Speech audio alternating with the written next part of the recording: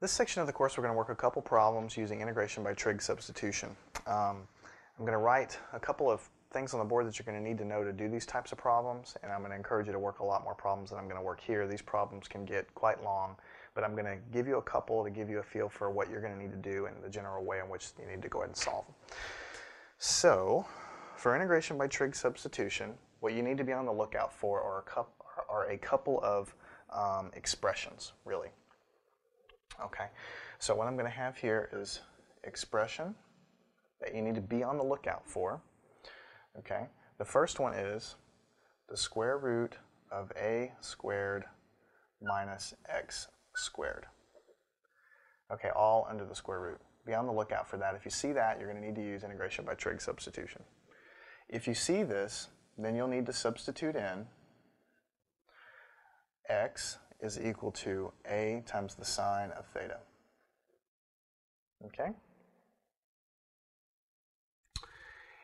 If you see the expression a squared plus x squared, then you'll need to substitute in a times tangent theta. And finally, if you see x squared minus a squared, then you'll need to substitute in x is equal to a times the secant of theta. Okay? Now, over here, there's going to be some relevant identities that you're going to need to use for each case. The identity, if you're in this case, is going to be 1 minus sine squared is equal to cosine squared. This is just simply cosine squared plus sine squared is 1. Okay? The identity here is 1 plus tangent squared is equal to secant squared. These are going to be useful for these problems, and for this problem it's going to be secant squared minus 1 is equal to tangent squared. And this is the same actual identity, just solved for a different thing. So I'm going to draw a line around here, and we're going to go ahead and try to work a few problems, just to get a feel for how you could use this. What if you had the integral of the square root of 9 minus x squared over x squared? Well, like I said, you need to be on the lookout. Okay, this is obviously over dx. Okay, and notice that you can write this integral as the square root of 3 squared minus x squared over x squared dx.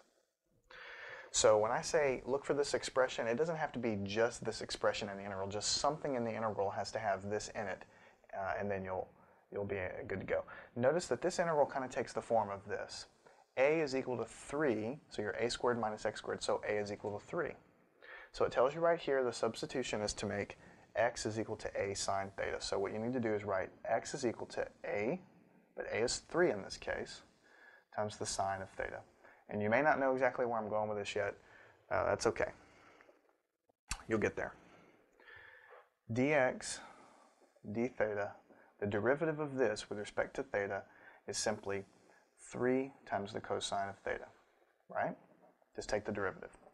So then you can write down dx is equal to 3 cosine theta d theta. Just move the d theta over there. So what you do is you write down your x that it tells you to write here, and then you take the derivative of it because you're going to end up doing a substitution in a minute. So, to go back to the original problem, what you will have, okay, when you do this substitution is you'll have a radical symbol, and then under the radical symbol, what you will have is you'll have your 9, which is what you started with originally, minus x squared, but we've defined what x squared is, so we're going to square this term, okay? This is going to be 9 times the sine squared of theta. All we did was we defined our x like it told us to, and we just squared it because that's what's in there.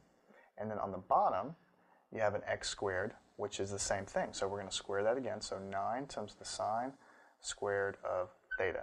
And this is going to be, this was over dx, but now we see what we've defined dx as. So dx is 3 cosine theta d theta.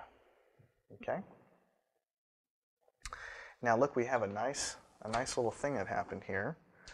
We have a 3 that kind of goes out with this 9, but we're going to be left with 3 in the bottom.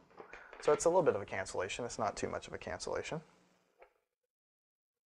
Okay, so what we're going to do is I'm going to rewrite this over here. You're going to have to start playing around with this stuff.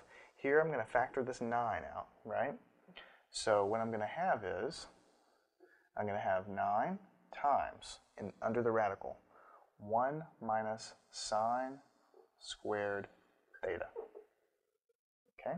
This all goes like this. All I did was factor out a 9. On the bottom, I'm going to again have 3 times sine squared theta. Okay? And then over here, I'm going to have a cosine theta. Okay? Now, what we need to do next is 2 things in the next step. First, I'm going to take the square root of this 9, and that's going to be a 3. So in the integration, I'm going to have a 3 on the top. Now, I'm going to have the square root, and 1 minus sine squared. You see, this identity comes into play here. It's equal to cosine squared. So I've got cosine squared of theta. On the bottom, I've got this here, which is 3 times the sine squared of theta. And then here, I've still got my cosine theta. Like this. Now, a nice thing happens here because the 3's totally cancel at this point. Now, notice also, I've got the square root of cosine squared. So that's just going to be cosine theta. You just take the square root of it. Okay, but I got another cosine here. So this is going to be times cosine theta on the top. And this is going to be sine squared on the bottom. But don't forget, I still need to do all this integration, and I've got a d theta. So you see, I just take the square root. I've got a cosine on top, but I'm multiplying by another cosine here. And on the bottom, I've got a sine squared. Okay? So I think you can probably convince yourself that this integral is going to be cosine squared theta over sine squared theta d theta. Now it looks a whole lot simpler than it did to begin with. Okay? Remember, cosine over sine is cotangent. So this is cotangent squared of theta d theta. And if you look back in your charts, you should be able to convince yourself what you're going to need to do next is use an identity. Okay? There's an identity out there, and you're going to have to be comfortable with your trig identities to do these problems. Okay? Remember the identity from your trig that says 1 plus cotangent squared is equal to cosecant squared. Okay? So if you solve for cotangent, what you'll have is cotangent squared is equal to cosecant squared minus 1. Right? So this integral, you could simply look up the integral of cotangent squared in a table, and you could do it like this. But using the identities, you can end up making it kind of a little bit more elegant and saying this is going to be an integral of cosecant squared minus 1 d theta. Okay? Now, you definitely know what the integral of cosecant squared is, because when you go back and look at when I introduced the concept of the integral and I wrote down the trig guys there, I wrote down that the integral of cosecant squared was negative cotangent theta. Okay. Another way you can look at it is when you go through your derivatives and you go derivative of sine is cosine, derivative of cosine is negative sine. You get down to derivative of cotangent, you'll get the cosecant function there. So that's that. So that's another way to remember it if you can't remember the integral version of it. Or you could just look in a table. The integral of 1 is just going to be theta. So you got a negative theta here. Okay? And this is the answer. Okay? You got a constant stuck out there. It's pretty convoluted, I know. It doesn't look very simple. I agree with you. But this is basically what you do. You have a formula that's going to be of this form, okay? And then you basically choose which x to plug in there. And then when you do that, you're going to get, at some point, you're going to get some simplification because you can pull out, you can end up factoring something like this, and you'll end up with something like this that will fall into one of these identity categories. And then when you plug in for that, you'll get square root of a cosine, which you can then further simplify, and ends up getting simpler and simpler and simpler to something you can manage, like this. Now, if you happen to know what this integral is, you could just write it down, or you can look it up in a table, or you could use another trig identity to break it up into something that you do know, which is what I did for my problem.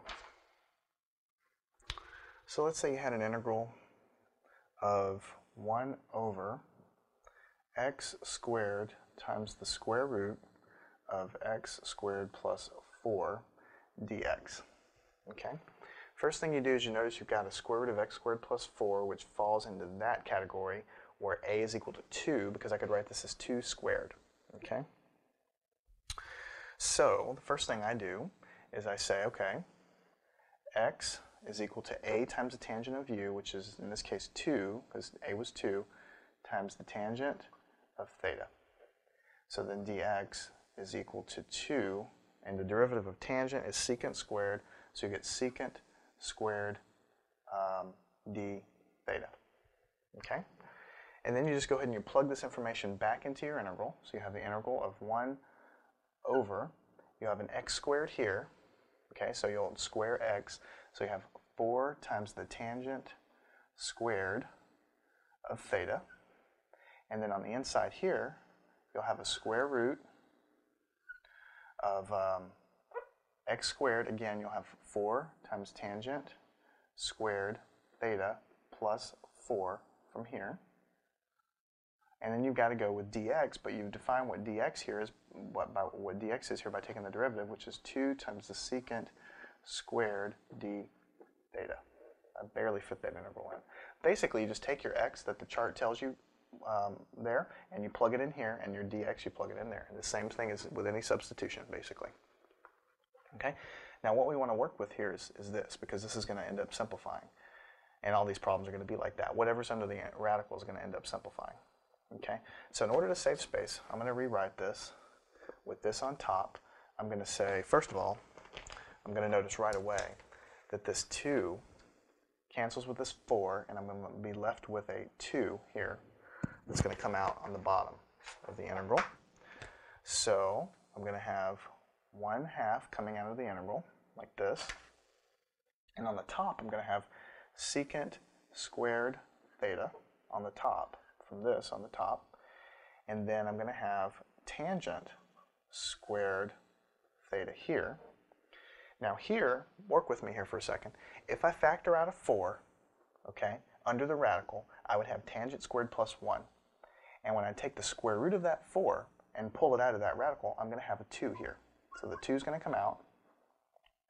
And under here, I'm just going to have tangent squared plus 1.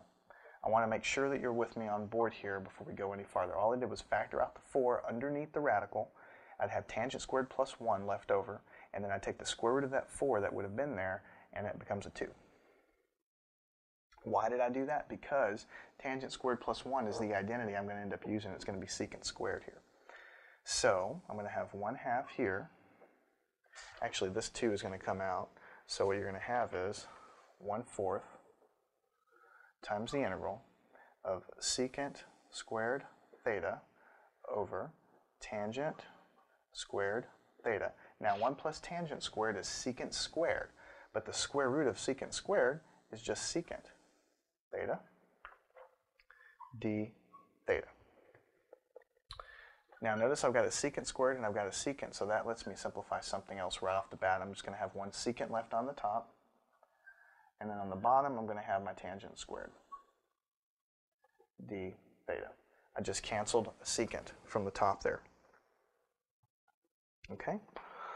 Now, the next thing you really need to do in order to make any progress is to figure out what secant and tangent are equal to and see if you can do any cancellations. Remember the rainbow. You have sine, cosine, tangent, cotangent, secant, cosecant. And when you draw the rainbow like this, each term is the inverse of the other. This is 1 over this, this is 1 over this, so on. So it lets you define everything in terms of sine and cosine, usually, is what it does for you. And I'm going to use that here today. So I've got 1/4 times the integral. Secant is down here. Secant is equal to 1 over cosine. So I'm going to put 1 over cosine theta. That's this term. We'll draw another big division bar. Tangent squared. Tangent is, it's also 1 over cotangent, but basically tangent is sine over cosine. So you'll have sine squared over cosine squared, obviously of theta. And then over here, you'll have d theta. So the first thing I notice here is this cosine cancels with one of those cosines there, but not all of them. So I'll have 1/4 times the integral. On the top, all I have is 1. Okay, so I have 1 over, and then I'll have sine squared theta over cosine theta d theta. And then I can immediately rewrite this as the integral of cosine theta over sine squared theta d theta. Now I need to solve that. Now notice I started with something nasty and it's getting simpler and simpler and simpler, and believe it or not, this is actually fairly simple. Okay, so I'm going to switch colors, and now I'm going to solve this integral by regular old plain Jane substitution. U is equal to sine of theta. So then du is equal to cosine theta d theta. So then d theta is equal to 1 over cosine theta du. I just define my u, and I end up solving for d theta so I can do my substitution. So with this information, I go forward with the following. It's equal to 1/4 times the integral of cosine theta over u, which is here, squared, okay, times d theta, but I've defined what d theta is, 1 over cosine, okay, du. Now this cosine cancels with this cosine. So I have 1/4 integral of u to the minus 2 du. See, this cancels, so all I'm left with on the inside is 1 over u squared, which is u to the minus 2. And so then now I can say this is equal to 1/4 times, and then I just do this integration like any polynomial, 1 over minus 1 u to the minus 1. I just 1 over the exponent plus 1, u to the exponent plus 1. So this just becomes a negative 1, so I have negative 1/4 times 1 over u, which is negative 1 over 4. U was sine theta. And then you have plus a constant. And that, believe it or not, is the answer. And I admit to you, trigonometric substitution is one of the harder things in calculus to do because it's very messy. I mean, look at the board. It's quite messy. And I have a lot of experience working these problems, so I expect that when you're working them yourself for the first time, you're going to have a lot of chicken scratch. But basically, you have a handy-dandy chart here that tells you, look for expressions like this. Okay? So here we found one. And we made the substitution of x. Now, with any substitution, you have to take the derivative of it, so you'll have the dx version of it, and you make that substitution. Now, usually when you do that, whatever's under the radical is going to simplify because you're going to end up having, by definition, something like this, which it tells you right here what identity to use in the chart. And when you do that, you'll be able to simplify things down into a simpler form of the integral. And then we use the definition of what these functions were to get it all in terms of sine and cosine over here. And at that point, if you have a table of integrals, you could use that. Or in this case, we just use substitution to solve this integral, which you know how to do from earlier in the class. And then you end up going through all the mess using the integration by substitution to get the final answer, which was right there.